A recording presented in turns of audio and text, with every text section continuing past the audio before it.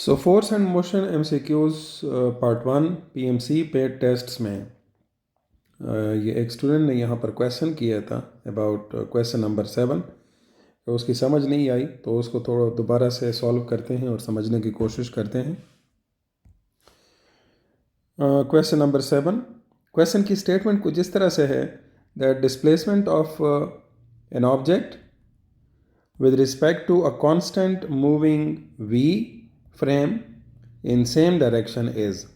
अब ज़रा इसको थोड़ा सा अगर आप सही तरह से समझने की कोशिश करें कि इन्होंने यहाँ से पूछा कि थोड़ा सा यहाँ पर सेंटेंस में वो है डिसकंटिन्यूटी टाइप लग रही है, लेकिन बेसिकली बताने की कोशिश इन्होंने ये की है कि मिसाल के तौर पर ये हम एक फ्रेम ऑफ रेफरेंस ड्रॉ कर लेते हैं,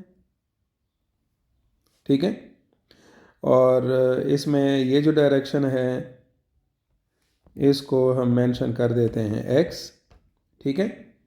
अच्छा, अब इस डायरेक्शन इस फ्रेम की अपनी जो वेलोसिटी है, मतलब ये फ्रेम जो है ये एक कांस्टेंट वेलोसिटी v से मूव कर रहा है फॉरवर्ड डायरेक्शन में, मतलब टुवर्ड्स राइट, ठीक है। अब एक ऑब्जेक्ट जो है ये भी इसी डायरेक्शन में मूव कर रहा है, ठीक है, और इसकी जो इनिशियल पोजीशन है उसको हम मेंशन कर देते हैं एक्स आई के साथ, ठीक है। एंड आफ्टर सम टाइम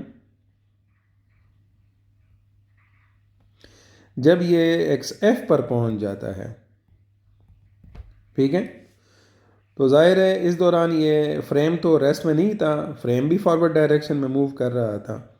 तो इसकी जो इक्वेशन होगी वो हमारे पास इस तरह होगी, x f minus x i is equal to v T.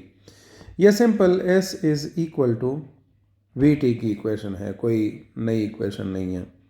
और इसमें मुझे अगर इसकी फाइनल पोजीशन, मतलब जितना इसने डिस्प्लेसमेंट कवर किया है वो मालूम करना होगा, तो ये एक्स आई को मैं क्या कर दूंगा, राइट पे शिफ्ट कर दूंगा, that will be v t plus x i, ठीक है।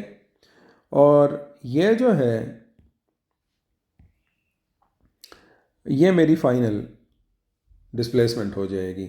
सो इस वजह से ये जो डिस्प्लेसमेंट का यहाँ पर पूछ रहे हैं कि displacement of an object with respect to a constant moving frame in the same direction, दोनों सेम डायरेक्शन में हैं, तो जो रिजल्ट आपके पास आएगा वो होगा x f is equal to v t plus x आई।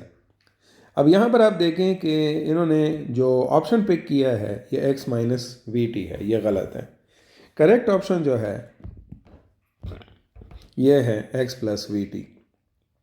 अच्छा, अब जाहिर है आपके जहन में ये बात आई होगी कि फिर ये वाला ऑप्शन किस वक्त ठीक होगा, ये ऑप्शन ए वाला। ये उस वक्त होता